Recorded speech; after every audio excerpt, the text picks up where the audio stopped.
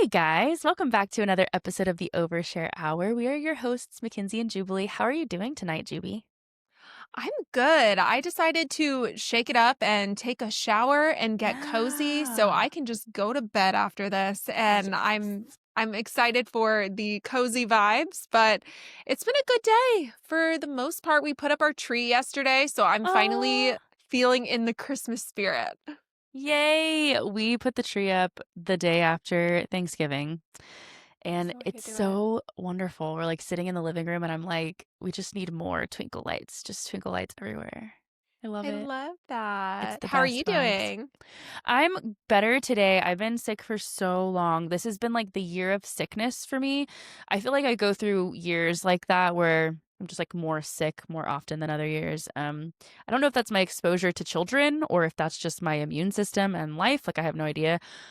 But yeah, I got sick before Thanksgiving and I have not gotten over it. And I'm just like this morning I still felt horrible. I'm feeling okay right now. It's again going in waves. Like one day's really bad, one day's not so bad. And then I got hit with like a stomach thing. So Can't catch a break, yeah, Kenzie. it's really kind of Your house is sick sucky. so often. I know, but it's really like since Lucas started this new job, he's been bringing home a lot of illness. So, like, I don't know if that's because they work so closely together. I don't know what it is, but he's been getting us sick a lot and bringing it home. So I just feel like we're sick constantly right now, which Oh, sucks. I'm But sorry. yeah, last year was like a less sick year, and this year's a pretty sick year. So yeah, Had to come back around. yep. But that's okay. Other than that, we're good. Um, Life is lifing and there's not a whole lot to report. I have no idea what I'm going to say during the overshare hour because I've been sick. So it's like nothing's happened. You Nothing's will happened. find something. Yeah, I'll I think of believe in something. you. All right. Well, are you ready to jump into the first one? Yeah, let's do it. Okay. Yeah. I'm curious what you think of this one, Kens. Okay. I accidentally liked my ex's mom's Facebook post from 2014 at 2 a.m. I hate to admit it, but I still stalk a few people from my past, and I'm honestly just a nosy person, and I don't even have feelings for this ex anymore. The second my finger hit the screen, my soul left my body. I froze. I immediately unliked it, but we all know that that does not undo the crime. That notification has probably already traveled through the cloud and straight to her screen, and I am freaking out. Now, I know that she saw it. Now, I know that she saw it because she viewed my Instagram story this morning Oh, and she doesn't even follow me. Should I say something or should I just leave it? I am pretty sure this is the most embarrassing thing I have ever done. oh my gosh. No. That's actually hysterical. And I'm so sorry that happened to you. But also, like, what a way to be human. Like, pat on the back. Everyone's been there. Like, cut yourself a break. It's embarrassing, but it's also not one of those things, or it is one of those things where if someone looks at you and is in agreement that that's the worst thing you could have ever done, they're lying to themselves because we've all done something like that where we're like, oh my gosh, even if it's not that you like someone's post, but like you send the wrong text message to someone or like whatever it is, like it's just a very human, like whatever. So here's what I would say. If you are super close with this ex's mom and you feel like it would be a massive relief to just be like, hey, was literally just checking in to see how you were doing. It's been a while. Like, sorry, that's super embarrassing. I don't think that she would think it's embarrassing because if y'all were close, right? Like if you and this ex's mom like had a good relationship and y'all never talk, it's like who cares if you were just like seeing how she's doing? She's not probably automatically gonna think, especially if you say something that you were trying to like creep on her son or her daughter. So I don't think that like it would be a huge deal, but if it were me, I would just not say a word. I would just move right along because the past is the past. You're probably never going to see her again anyway. And if you do, she's not going to be like, hey, what was that about liking my post at 2 a.m. in the morning? I don't think. That would be really She weird. might just be like, I'm very interesting. Of Yeah, course you were on my totally. page. Yeah. Or she might be like, oh my goodness, so and so. Like, and that's why she went to your story to like see what you're up to. I mean, not all relationships end super messy and it's not that big of a deal. I guess it depends on the situation. but I think you should give yourself a break and you don't have to say anything. Like if you can let it go, just move right along. It's fine. Just pretend Ooh. that didn't happen. What do you think? I think that I love what you said as far as this is the most human thing ever. And like, good for you. You're so human. You're not a robot. You did it. Yeah, you're not alone. Kenzie, honesty moment. You'll have Oh to my tell me God. about you. Okay. I am such a stalker oh yeah, like I totally have a burner account and I stalk people Yeah. that I just do. I'm so nosy and it Yeah. honestly has nothing to do with anything. And I'm not just talking exes, I'm talking like people that I met when I was in Atlanta. I'm like so curious, what do you guys do now? Like are y'all Yeah. still doing background acting or like what's the thing? And I don't always use a burner account, but I can be very nosy. So I'm like, oh my gosh, that would happen to me. That would so happen to me because I feel like I'm just curious about how people end up and what's going on in their life, you know? So Yeah. Who are yeah, they dating now? oh yeah. And I just wouldn't say anything. I wouldn't say anything. I would just leave it because it is what it is. And oh my gosh, the fact that she viewed your story the I next know. day. I would die. I would die. I would honestly, when you were reading this to me, I was thinking, Juby, like this could be you. This could happen to you. Because I know this You about you. or me? No, you. You. Because I know this about you. I know you're a stalker. I know you like to see what's up and not in a bad way. Like you like to go and like check up on people. Yes, I'm I kind also of want the tea. Like I'm totally. so okay. So for example, like we have known people and uh I don't know. We know somebody who had kind of cheated and then ended up Yes. with their affair partner and I think she might be pregnant or I'm just Shut nosy. up. Well, Wait, I wait, are might you saying like real thing right now? Are you yeah. wait, really? Yeah. But I don't Oh. know. These Oh are things yeah. I'm See, wondering. I don't have to look because I just have to ask you. I do You know could that tell me. they're engaged. Oh my gosh. Yeah. Okay. So sorry. That's like a side tangent of, see, this is the tea. And This is why someone has to do it. and I'm like, when we're not in these circles anymore, I'm sorry. I am a curious bird. I want to That is know crazy. what is going on. Yeah. So this would absolutely happen to me. And oh, I know what it is like to send something and wish you could unsend it. I'm going to share one of my most embarrassing moments with you guys. Okay. Oh, This yes. just Share happened it. recently. Okay. So this was a couple months ago. I had somebody on the podcast. Man, I'm really not going to be able to hide it that well because y'all are going to be able to guess. But I had somebody on Heel Dish, right? And this was a big deal. So excited to have this person on. I dream guest, right? So I'm DMing this person and they agree to be on the podcast and I am super hype. So my immediate reaction is I'm going to tell Brandon, oh my gosh, she said yes. She Yeah. said yes to be on the podcast, right? And I accidentally send it to her. Shut up. Shut up. No, I did. Oh my gosh. I did. I have definitely done that. Something like that before. I'm like, oh great. I Oh played it no. so cool. So I immediately unsent it. And it was kind of late, so there's a chance she didn't see it. She She wasn't never like said anything? no, and she wasn't online and I Okay. immediately unsent it. And on Instagram, you can unsend Mm-hmm. messages. So I don't know if she saw it. I hope not. She That was probably didn't. so embarrassing though. Like Oh my gosh. so cringe. And I was like, you know what? We're just gonna lock that away and we're never gonna think about that again. And until we talk about it on the Overshare Hour. Yeah, definitely. So She's that gonna would be watch my this and be advice. like, oh my God.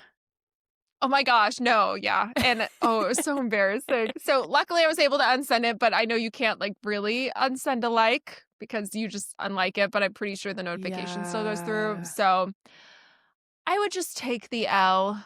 It is what definitely. it is, and you're very human. And hopefully we will all just get a little bit better at stalking and not clicking buttons.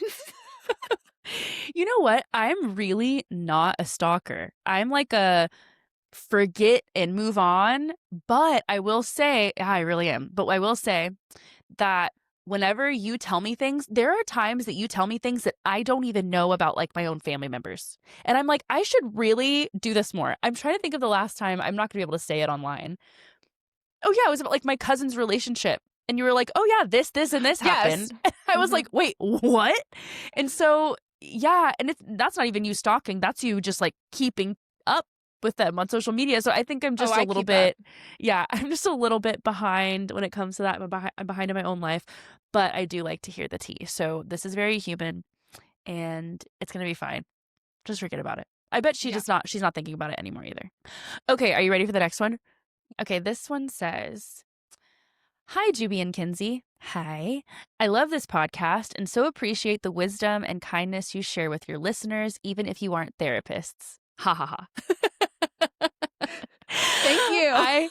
Yes, thank you. I am in a tough spot in my marriage and would love to hear any advice y'all can give me. My husband and I have been married almost 6 years and everything seems to be falling apart. The biggest reason for this is that I have deconstructed Christianity, and my husband is not even close to doing that. We got married very quickly due to the pressure of purity culture. We barely knew each other, but we were convinced that if we kept God at the center, gag, he would make everything work. Now, 6 years later, we've been through 3 abusive churches, and I simply cannot take it anymore. I made the decision almost a year ago to stop going to church. My husband and I are both musicians, and we have been leading worship together since we were dating. My husband is the worship leader in our little church. I was always by his side before, but the church's teachings have been becoming more offensive every service. Or perhaps I'm just realizing for the first time in my life how awful the teachings at the church really are. I was starting to have panic attacks at church, and going was taking a lot out of me. After a particularly upsetting service telling women their only purpose was to be mothers and submit to their husbands, I finally vowed never to go back. I tried to explain to my husband why that message was so upsetting to me, but he couldn't see it from my point of view and seems to think I'm overreacting. I still love my husband deeply, but it's so painful to be telling him about all of the ways I feel the church is causing harm and watch him become angry with me instead of standing by me. I don't want to get a divorce, but we can't seem to agree on anything anymore, and the tension is rising. He has told me he wants to stay together even if I choose not to be a Christian, but he says he doesn't want to go to church alone the rest of his life. I understand that he is grieving too, and that going to church without me has been painful for him as well. We have always been a team, and now it feels like we're living separate lives. I've tried sharing with him my new perspectives, but these conversations almost always end up with him getting upset and telling me all of the same arguments I've heard all of my life. He is still so afraid of hell and what will happen if he leaves the church behind. Also, if he stops going to church, his toxic parents will treat him like shit. They are only good to him when he's doing things at the church that they think he should do. Otherwise, they shame him and are capable of disowning him. Do you think there is any hope for us? And if so, how can I help him overcome his fear of the church and hell and begin to find the peace I have found in deconstruction? That is so hard and so real. I think that there are so many people out there who could have written something that is almost exactly this or who have been through this when it comes Yeah. to one person deconstructing in a marriage and the other one not.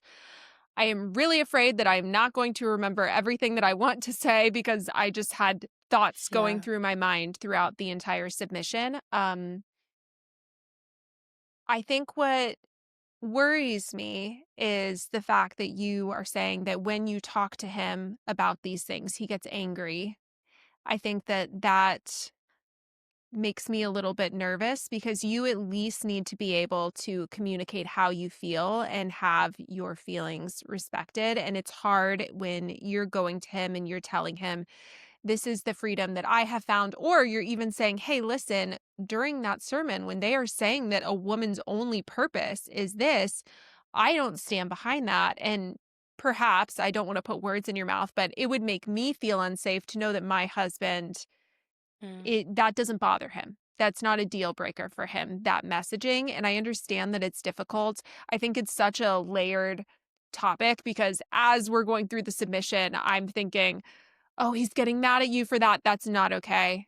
That's really not okay, the way that he's acting. And then you bring in the fact that his parents might disown him. Yep.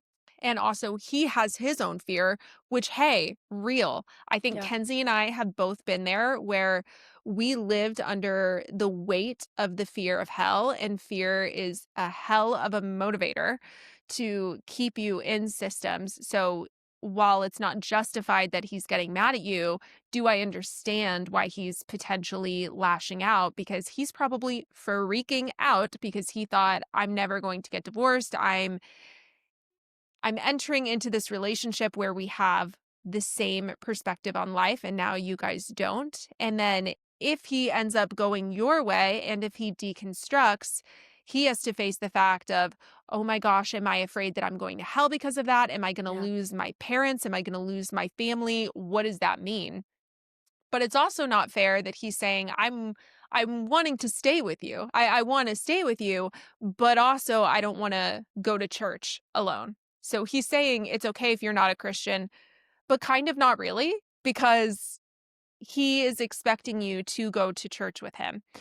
Um, so it's a very complex situation. On a practical level, what I would say is marriage counseling and sitting down with him and saying, would you at least be willing for a Hail Mary to try to understand me, understand my perspective?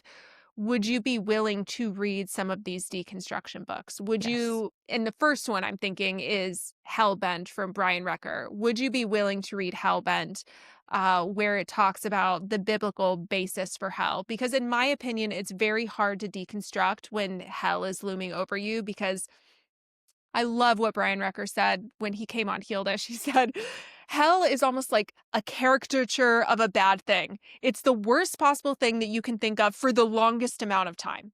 Yeah. So how do we expect anybody to truly examine their beliefs when they have this caricature of the scariest thing in the entire world looming above them? So I would say to him, he probably doesn't want to get divorced because he's a Christian. And I know you would like to not get divorced as well. Um, but tell him, if there's any hope of us staying together, would you be willing to read this book? Would you be willing to maybe read some of the books that helped you or watch some of these videos and at least have a conversation with you? Because the way that I feel is that if your faith is going to stand up and prevail, like, if this is the truth, it should be able to withstand other opinions and you still come out of it being like, yeah, I've heard the other side and I still believe what I Yeah. believe. So you're not necessarily asking him to abandon his faith, but what you're asking him to do is to understand where you're coming from. Is it reasonable, the feelings that you have? Even if he doesn't land on the exact same thing that you do, at least he can see why you feel the way that you do, especially around the hell thing. Um, See if he would be willing to read the history of the Bible, the New Testament canon, and see if that has any effect on um, his beliefs or just how he perceives the perfectness of the Bible, the inherency of the Bible, because I know that that was very helpful for me to read that. Now, that's hard because I do know a lot of Christians in my life who would not be willing to read any of those books because they Yeah. feel that even reading those books is horrible, and I feel like Yeah. that's when it's going to be really hard to I don't want for you to live in this exact situation for the rest of your life. My Yeah. advice to you would be is if this is the situation forever, then I don't think that it's right or healthy to stay married. And I hate to give advice that's so life-changing, but Right. to be with somebody who doesn't see the issue with the church not believing that women have any other purpose than those things, and to not listen to you, to not see where you're coming from, and somebody who gets mad at you when you voice your feelings forever. If that weren't to change, then no, I don't think that that's sustainable. But I do think that there are things that can be done in the meantime to see if there's any way for him to get past this fear. I do think that people can be in interfaith marriages and that it can work, but I think that it takes two very understanding people and people who are okay with disagreeing and genuinely respect the other person's point of view. So while you have seen a lot of breakthrough in deconstruction, you would also have to make peace with the fact that you would be with a Christian and to try to not change him as well, because you want that level of respect. You want the respect of, he's not trying to force me to be a Christian. You would also have to be like, okay, that's his thing. This is his human experience. If that's what he wants, I mean, I hope that he finds the level of freedom that I find, but I can't force him. All I can hope is that he sees where I'm coming from and vice versa. And somebody who does a great job with that is, I just had her on Healedish, Cherie. Her and her husband, they got married in the strictest college where girls weren't even allowed to have wet hair because it would force a man to think about them in the shower. You know, it was so extreme. And they ended up getting married, and at first she started deconstructing and she was saying, I think the church can be wrong. And she kind of started to say stuff like that. And he started to freak out because he was like, I don't know, Cherie, like, I think that's a dangerous, slippery slope to go down. And funny enough, she is now a Christian, but she is a more progressive Christian, and he's completely agnostic now. Yeah. And they have been able to make that work, and she's fine with it. She's like, we're good. I don't need him to believe anything, and he doesn't try to change me, and we just respect each other. So if it's possible to get to a place like that, then I do think that that can work. Um, I'm so glad that this one video came across my TikTok earlier this week, because I saw this video and it had such great advice. This woman said that because she's divorced, a lot of her friends come to her and say, you know, I'm really thinking, should I get divorced? Things are just so bad in my marriage. Is it time? Should I get divorced? How do you feel being divorced? And she said, I never try to tell anybody what to do because it's such a complex issue. But what I would say is to focus on yourself and your hobbies and building a community, and just try to be the best version of yourself. Think, what would I do if I was divorced? Would I take a pottery class? Would I start doing yoga? What would I want my life to look like? And try to build that when you're still married. And she said, oftentimes one of two things will happen. You will either grow apart, and that will lead you to just feel like more of yourself, and your problems will just continue to get bigger, and you will get divorced. But the good thing is now you have a life outside to fall back on, and you have this safety net of community, and you feel like you have your own identity. Or it's possible that by doing all of that, you stopped putting so much pressure on your marriage to 100% fulfill you. And it's possible that your marriage could get better Yeah. from that because you find personal fulfillment in other ways. So I would also give you that advice of trying to just focus on yourself during this time, and yeah, just create your identity while also being understanding with him where he's coming from, but also don't just shut down. Don't just shut down and let him be mad at you every time you express your feelings, because you are definitely entitled to have your opinion. And I know that that was just a lot of words, but No. what do you think, No, it Kenz? was really good. And honestly, my advice is like pretty much the same, similar, very similar. First thing I was going to say is that it is extremely difficult to ask someone to deconstruct, which is not your plan and not what you're trying to do. I'm sure you know that it's like almost impossible to be like, hey, will you at least try to deconstruct? It's hard. You can't ask that of someone, right? But what you can ask of your partner, like you said, Juby, is to try to understand you. And if he says that he is willing to be with someone and stay married to you, if you are not a Christian, then it is okay for you to hold him to that and say, okay, well, then this is what that looks like for us to be in a partnership that works for us. You have to put that back on him so that he follows through on his word, that he is really willing.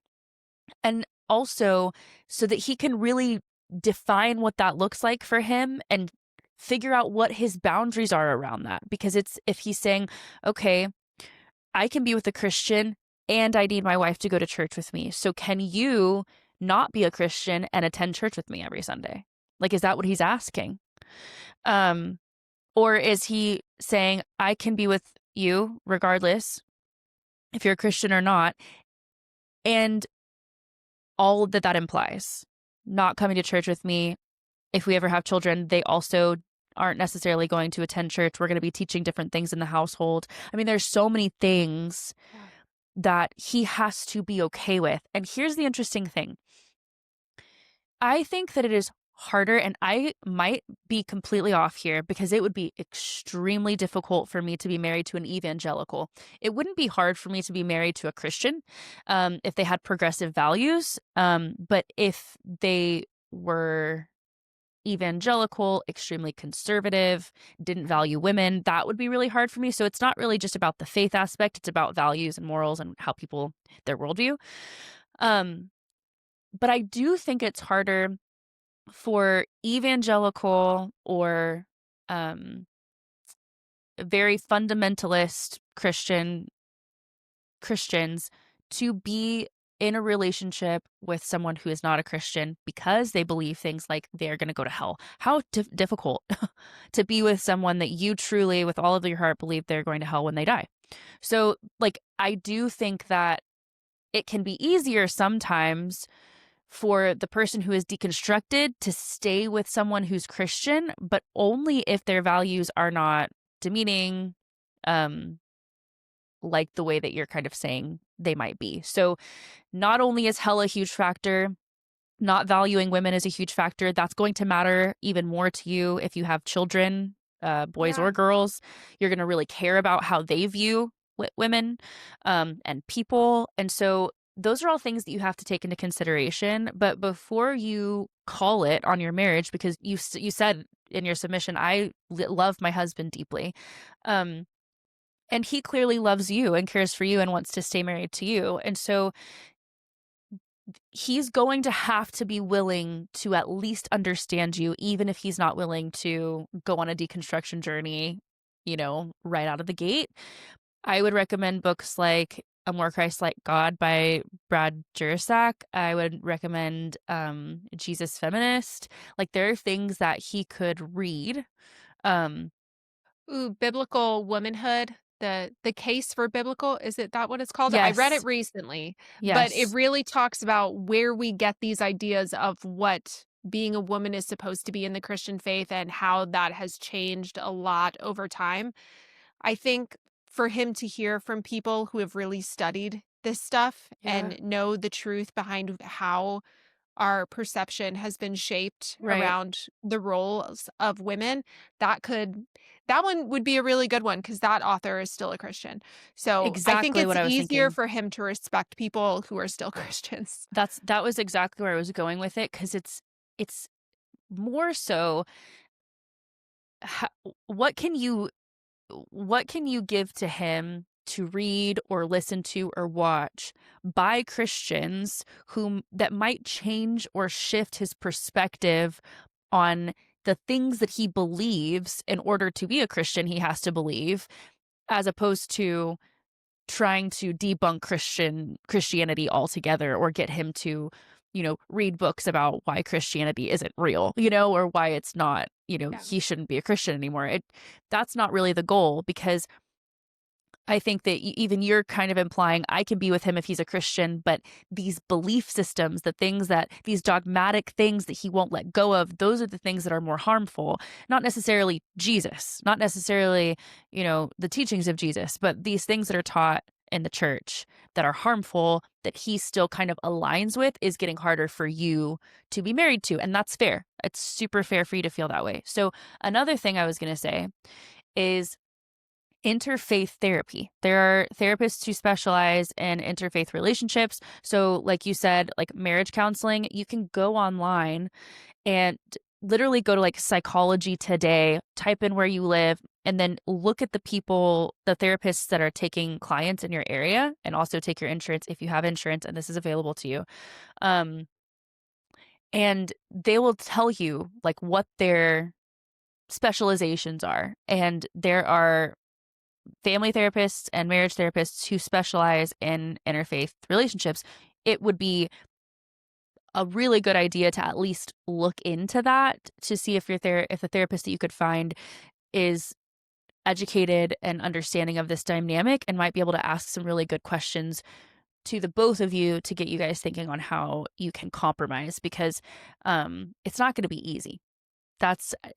This is one of the hardest things, I think, um, in terms of changing in relationships to Yeah. continue and stay together, is when you change at in such a deep fundamental way, like this is like to the core of your being type changes.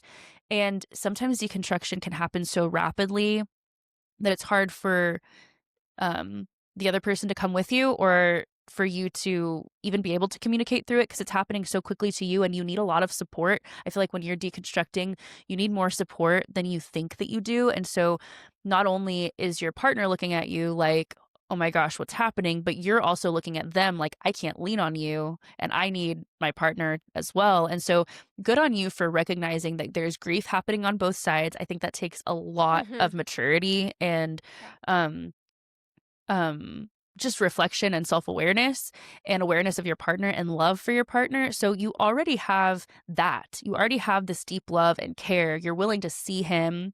You're not holding a lot of bitterness or resentment at this point.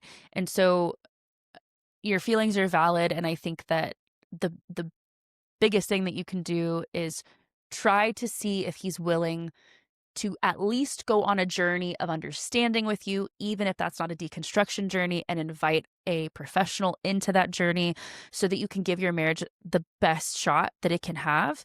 And if he is not willing to do that, then I think that's going to be really hard, because it sounds like you are. It sounds like you are willing to do whatever it takes. And so I hope that he is too. But I agree with Juby that this period of your life should be temporary, even if it's maybe a little long. It's a lot to do, right? There's a lot to go through, deconstruction and taking, you know, the faith that you've been in your whole life and asking these deep, hard questions that you're literally taught never to ask. It's a lot to do with someone, right? So it might not happen in 3 months or 6 months, right? There might take some time, but if you see that it's moving on, like an upward trajectory and things are getting better and it's just like slowly getting better, take your time, both of Hmm. you, but it definitely can't be forever, and definitely don't settle for what you have right now, because it's not going to be fulfilling for either of you long term, I don't think.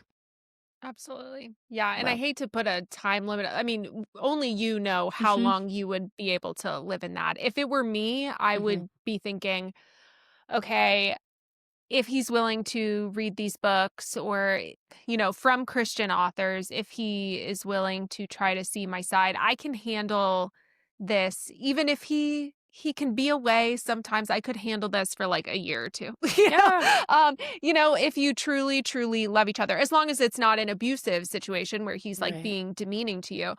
Um, but forever, that would be very difficult, but I do think that you hear so many deconstruction stories of people deconstructing at different rates. So you have no idea. There's always a chance, and there's always a chance he won't change, but there Yeah. is a chance. You don't know. There are so many times where people are held back from fear and they don't deconstruct until they want to or until something clicks. And I will just say that. Yep. Sometimes things click and you're like, "Oh." I mean, Yeah. you never know when things could happen. So, lastly, I just wanted to say, as you were talking, I looked it up, Ken's. There is a book called The Bible Tells Me So by Peter Enns.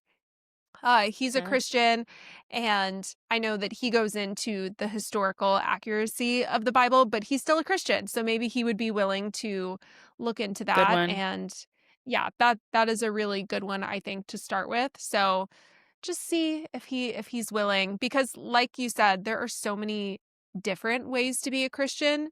I agree. I could not be with someone who's evangelical. Yeah. Okay.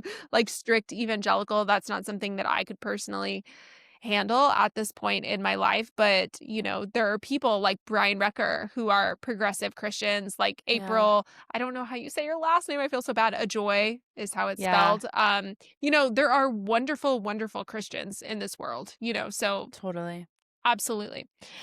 Um, but yeah, please give us an update. Let us know what you end up doing or how things are progressing. I know Yeah. that so many people are going to be able to relate to that submission because it's happening all the time, and it's Yep. it's one of the hardest things to navigate. Yeah, and thanks for trusting us with it. Yeah. All right, are you ready for the next one? I am ready. All right. I'm a house manager for a family, and I know the wife, my boss, is having an affair. I haven't seen anything, but I've overheard her on the phone with this guy multiple times, flirting with him and making plans to go out with him. Her husband is a good guy and treats me well. I feel really bad knowing this, but I'm afraid that if I say anything, I'm going to lose my job. I don't know if staying quiet makes me a bad person or if it's the only option. What do you think I should do? Oh my gosh. Okay. I I wonder if you're going to agree with me on this. I I know, kind of I feel wonder like if we're we going to might disagree. disagree. Yeah. Okay. So I work in someone's home. This is like a scenario that could happen to me. Like it's not going to because I know the people I work for, but I'm saying like it could, and I could experience something like this because of my work situation. I have also, oh, this is crazy. Okay, I also have my own family and my own children and my fiance that I am responsible to our family to take care of us, to provide half of our income, to put food on the table, clothes on my children's backs. So this this advice that I'm about to give is actually evolved from a past version of me who would have said very different. I would said the opposite. I would say you need to tell them immediately. You have this information and you can't just let this poor guy get cheated on when you know. And now I would say this is their life. You are their employee, not their best friend, not their family member. You work for this family. Your job is ultimately and primarily to you and to your family in terms of taking care of them. And so you do not owe this information in, I do not believe, since there is the very high risk of losing your job if you share it. So if you love your job and your biggest concern is, I feel like I'm carrying the weight of this guilt because I have this knowledge and I'm not sharing it, but I don't want to lose my job. I say release yourself from the guilt and prioritize yourself and your needs because this is business. Like this is strictly survival. We don't live in an economy where it's easy to find a job. The next thing I would say is if this now makes you extremely uncomfortable, it starts to wear on you day to day and you go to work every morning sick to your stomach and it's something that's eating away at you because I think it would for me. It would be really difficult for me to be in that position and then just go on with my life like nothing's happening. I would find another job. I would start looking now. I wouldn't take the leap or make any, comments or tell anybody yet. I'd start looking and applying. I would find another position. And then once you do that, feel free to share what you know. I would. That's what I would do. I would start looking for a different position. If I don't find one, my lips are sealed because I have to put food on the table for my kids. As soon as I find a job, I would make the switch and then I would tell the husband. Honestly, I would. That's just me. So, yeah, that's what I think. I don't think that you owe that information. It's also not your obligation to tell anybody if you're anxious about that too and it's just not what you think that you want to get involved in. Again, these are not people that are in your personal life. These are your bosses. Like you can just move on and let them deal with their own business, but yeah, don't miss rent. Don't miss eating because you're being the hero of their story. What do you think, Juby?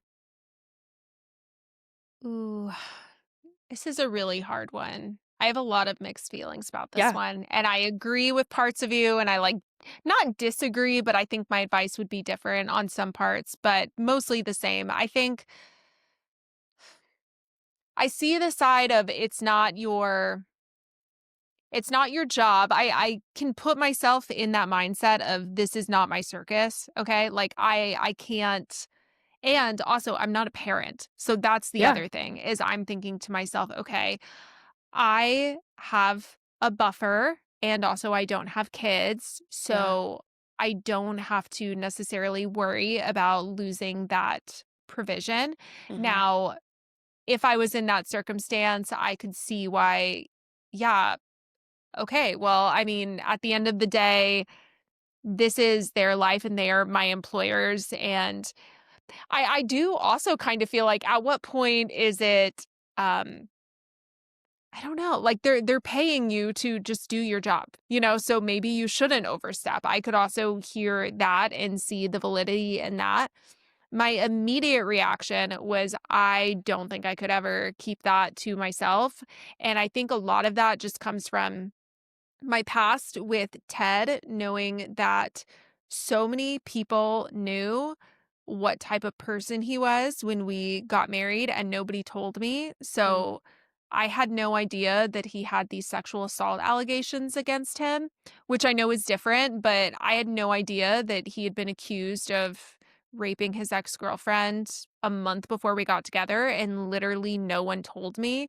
And I also didn't know that he was frequenting strip clubs the entire Yep. time that we were engaged, and in my opinion, most likely the entire time that we were married, and I did not account for his time, and I never knew that that was something that I even needed to be worried about because he was Mr. Purity, so in my mind, like, no, of course, why would I be worried about where he is? He says he's an Uber driver, so he must be an Uber driver? Yeah.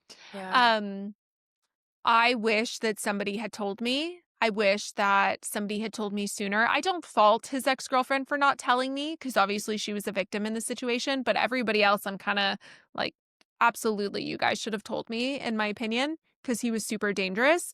So I think in my mind I'm coming at it from this place of it's hard for me to not say, like, yeah, this guy deserves to know. This is his freaking life. Totally. Like, Yeah. what if he stays married to this woman for the next 15 years and then he finds out and then he gets divorced and now he's like 55 and he's wasted these years of his life with this woman who was unfaithful the whole time and people knew and nobody wanted to get involved and nobody wanted to tell him.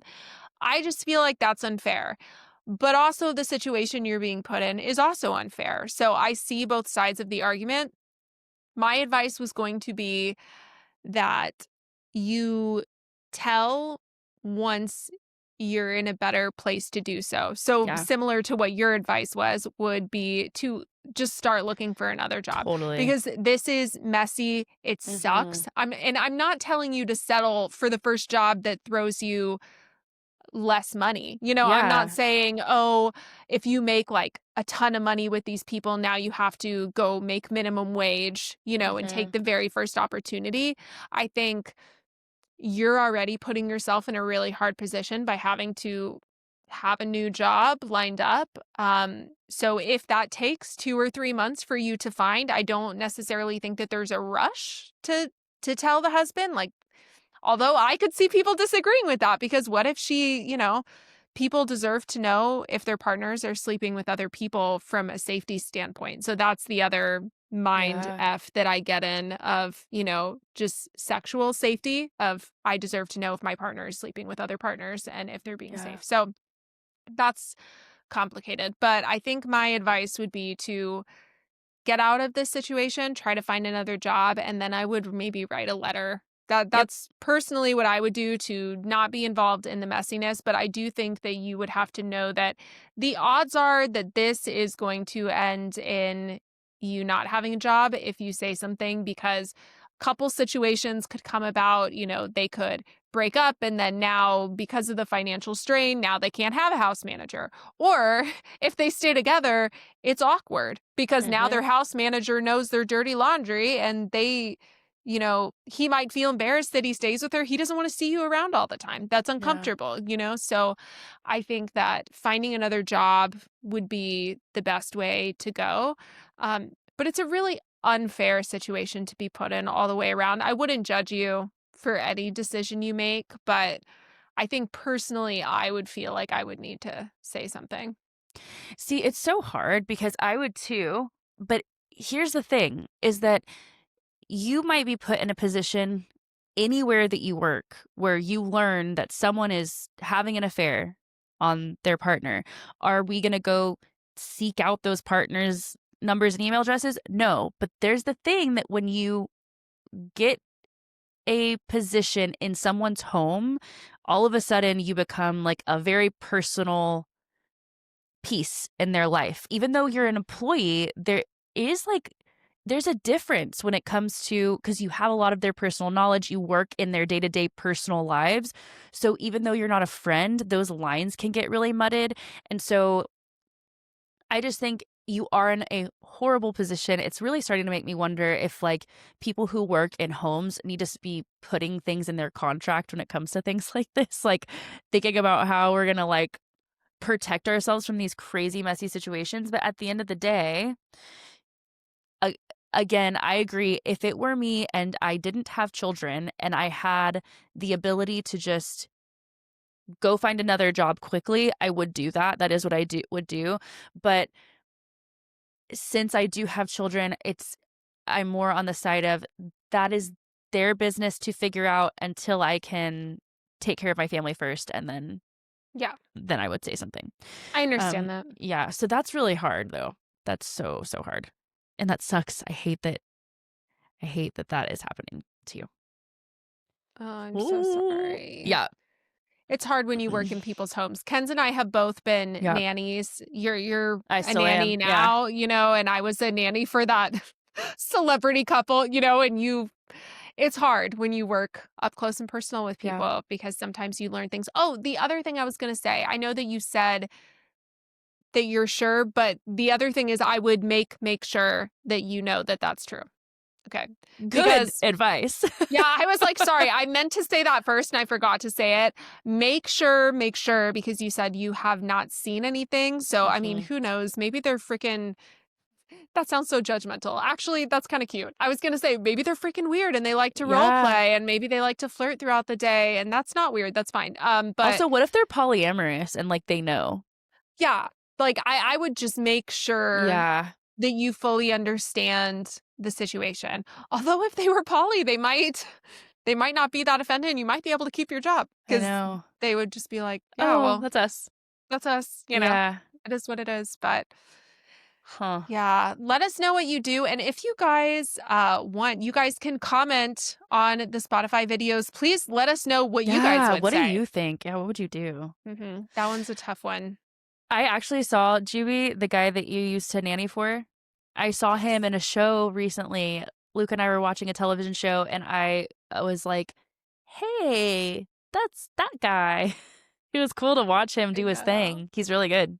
He is. Yeah, Every I was time I see him impressed. wild, I'm like, "Oh my gosh, you're so good." Yeah, I he's a I great actually was actor. talking to him on Instagram, yesterday. You Oh, know, cool. he posted something on his story. It's so funny. Okay, this is I would only ever say this on here because it's weird. But he's been liking, like, some of my Instagram reels, but he doesn't follow me, and I'm like, "Come on." Like, I Follow know you me. We talk. we talk. Like, why aren't you following me? But he liked some of my rapture videos and stuff like that, you know, but He's too famous. whatever. He's I too guess he's a little too famous. I'm like, other famous people follow me. Yeah, you're like, come on. Join the club. No. No, but it's fine. That's funny. All right. Well, are you ready for our overshare moment? Yeah, you go first.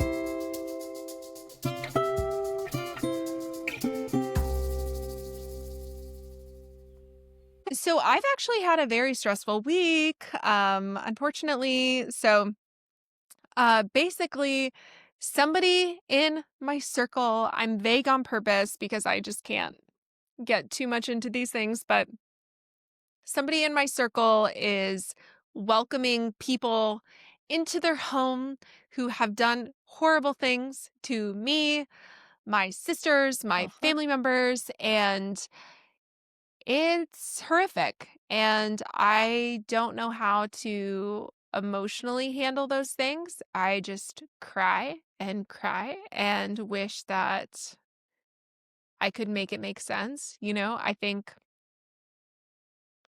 there's a lot of me that feels very resentful because I wish that these people in my life felt more protective of me and other people in our lives, and um they said something to the effect of, "Well, I don't want to think about the worst things that people have ever done. I'm not going to live my life like that. I don't want to be bitter about the worst things that people have ever done." And it's crazy because what we're talking about is childhood abuse. Yeah. What we're talking about is grooming. What we're talking about is sexual abuse of children. And um, that's nice that you don't want to think about those things and you don't want to think about the worst things that people have done when they're unapologetic and they haven't taken responsibility and they continue to gaslight me and other people in our lives.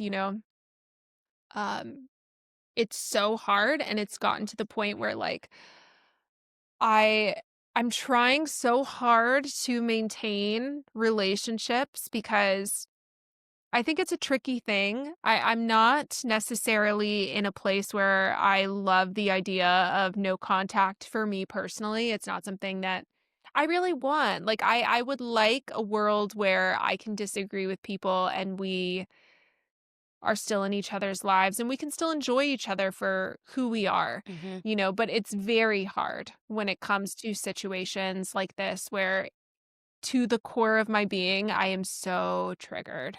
I am so, you know, yeah, I'm just very, very triggered by the entire situation. And it's hard because I just wish that I felt, um, I don't know, protected or felt that there was some Christian righteous anger over the Yeah. situation. And it just feels like so often things get swept under the rug. And that is incredibly painful for me. And I also feel like it's very hurtful because it gives off this idea that me and my sisters, um, it's kind of like, oh, they're the unforgiving ones Yes. because I'm okay with you guys. I've forgiven you guys. But it's like when you welcome these people back Yep. into your life, when they haven't apologized, they haven't taken responsibility, they continue to gaslight, they haven't acknowledged the grooming and the abuse, it very much makes it seem like, wow, and those girls over there, they're just harboring unforgiveness, Yep. and it's so painful and it touches the so deep of my religious trauma, and I feel like I so much just wish that I could respectfully disagree with people in my life, but then when it comes to situations like this, I don't know how to not cry for hours over it. I don't know how to not feel so angry that my body physically hurts because I feel like fibromyalgia type flares from the stress of just, Totally. all of that. And um, it's so difficult to navigate those things. And yeah, that's kind of what I've been going through this week. It's so crazy because, and this is classic, like victim blaming, that something happens to you, you and your sisters, you are victims of a situation, and then these other people don't take accountability for what they did to you. But because everyone else who it didn't happen to is fatigued by having to hold these people accountable, Ooh, that's what it is. They're fatigued yeah, then by it. what becomes easier for them is just to say, you know what, the victims are the bad guys. And then it completely takes the spotlight off of the people who actually need to be held accountable for what Yeah. they did. And now you guys, like you said, are harboring unforgiveness, and suddenly everyone over here is back together, big Mhm. happy group, and the victims are alone. And you are forced to either go no contact or stay in relationships with people who don't prioritize your well being. And I am so frustrated by this for you. And I feel it on a personal level as well because I've experienced that in my own life. So, and yeah, of course, it's triggering religious trauma because that's what happens there as well. Yeah. So, are you kind of just at this point where you're like, I don't know what I'm going to do, but it is what it is? Yeah, I think that, and I don't know if this is healthy, okay? This is just me being myself, you know? Mm-hmm. I don't know that if I was a right in person to the Overshare Hour, if I would be taking this advice, Mm-hmm. or if this is the advice that I would be giving. But I'm feeling like I don't feel ready to go no contact, nor do I really want that. I feel like that's what's so frustrating is I feel like that's not even what I want. I don't want that. I would like a Yeah. situation where we can all just respect each other and our different beliefs and move on, but it's very hard when those sorts of decisions are being made. But unfortunately, I feel like I'm having to get to a place where I'm going low contact slash not getting emotionally invested in these relationships, or just deciding, okay, I need to stop expecting Yeah. like anything other than disappointment.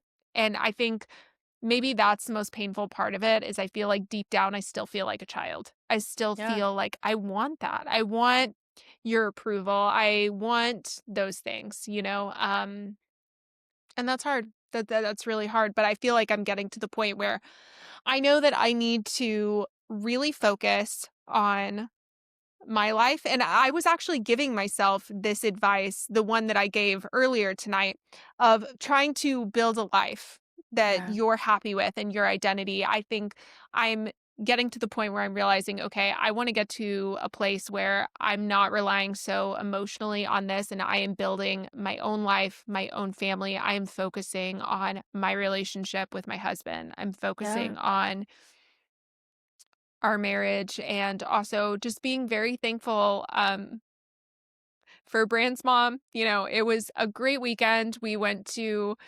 Um we went to his mom's house and we stayed up really late and we watched Christmas movies, or they watched a Christmas movie. I fell asleep, but we hung out, we took Indy out there and just really focusing on building connections and just being so thankful for that relationship, as well as being thankful for we have a group chat called the Gamers, right, Kenzie? Yeah, we do.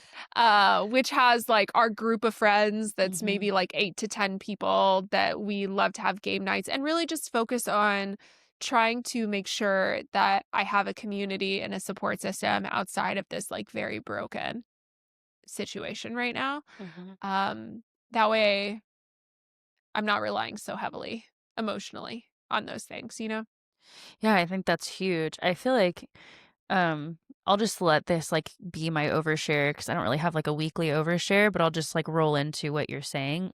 That's what saved and is saving me in my situation where I feel deeply harmed by certain people and um can't seem to let them go, but Yeah. also can't rely on them anymore and never really could if I think about it. Like there's a lot of well, depending on the person.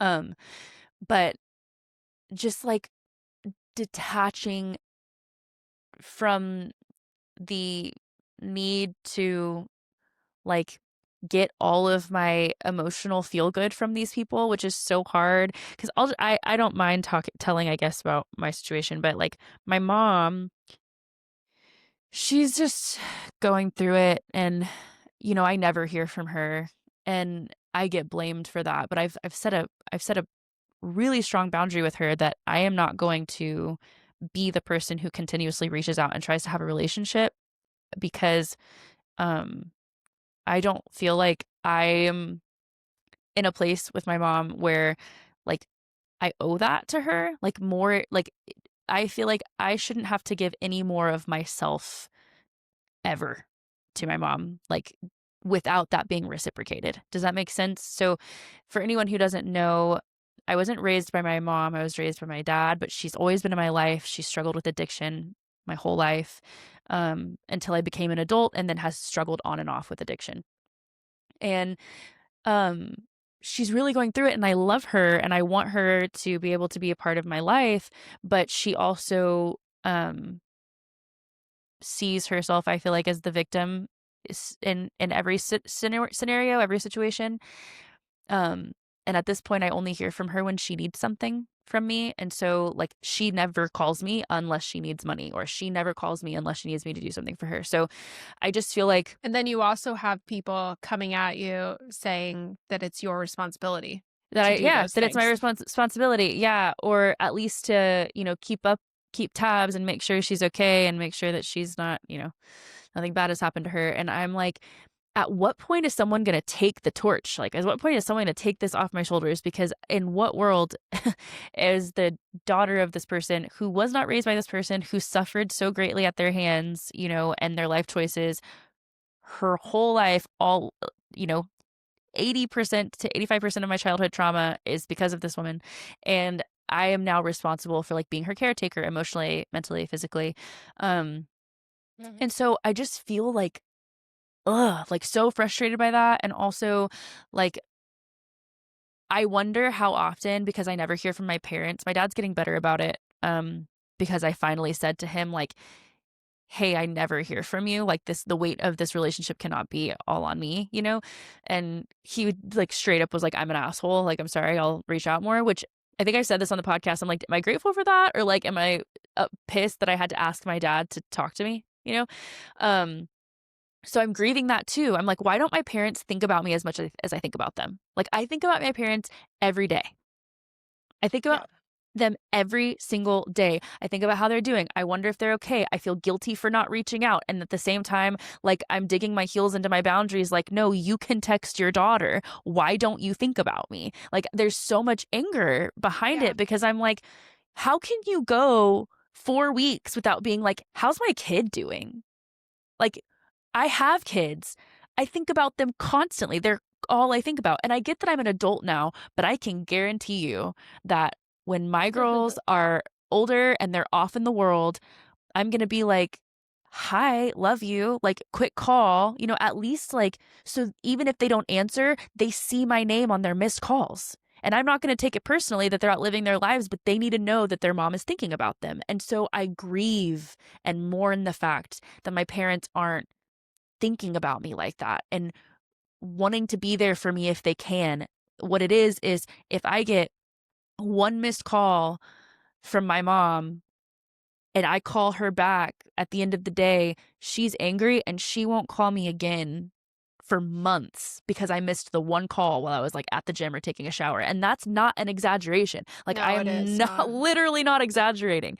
So Yeah, it's very toxic. yeah, right? it's very toxic. And so, yeah, I just think, and that's why I'm saying, like, I don't want to let them go, but I also, and I do think that there's like this parent-sized hole in our hearts that like I will always want something from them, but I also have to find that community and that love, where I can. And so things like our relationship and like just leaning into friendship, obviously Luca and my own family and my kids.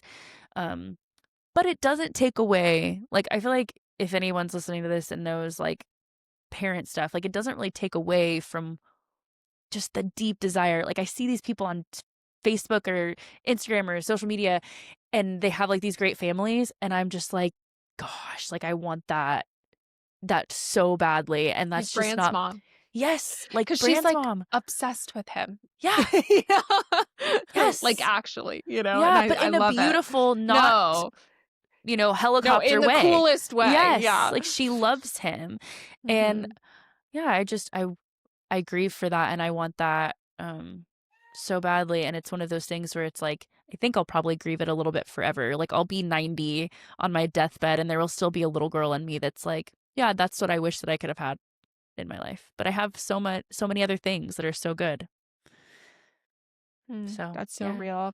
You saying that might be a little dark, but I'm going to say it anyway. Yeah. When my grandpa was probably a week from passing away, um, he like broke down crying, and he was getting forgetful towards the end, but he Hmm. broke down crying and started crying about his abusive stepfather who would get Whoa. drunk and would say horrible things to him. And he was crying about that when he was on his deathbed, and I'm like, I just think that there are some things that stay with you. And he was Yeah. like a strong man, didn't talk Hmm. about his feelings, but those feelings were coming up for him and they were still there, and I think it's just going back to being human, I Yes, think literally. that